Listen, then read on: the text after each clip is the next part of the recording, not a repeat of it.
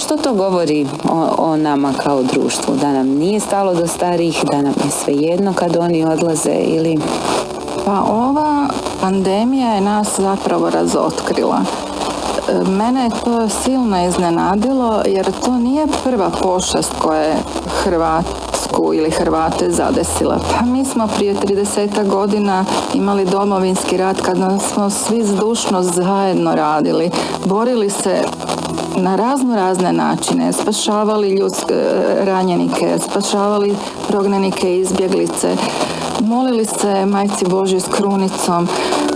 Stvarno smo bili kao jedan.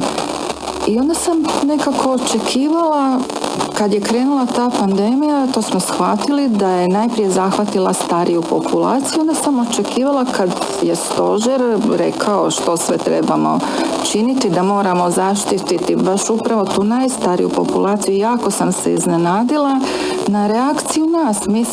Mi mislimo da smo kršćanska zemlja, 86% kršćana, ne znam, jel, ima, barem na papiru, nisu svi baš istinski kršćani i silno me to iznenadilo i moram reći razočaralo. Znači, imamo lijeka.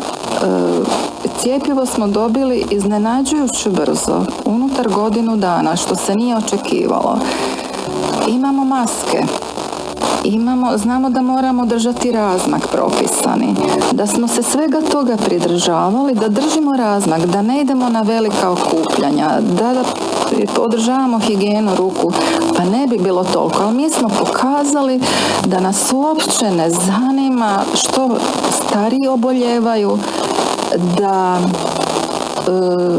stariji najviše i umiru, pa mi se približavamo brojci samo u 2 godine. Uskoro ćemo imati 10.000 mrtvih u 2 godine. Pa to je skoro kao u Domovinskom ratu cijelom.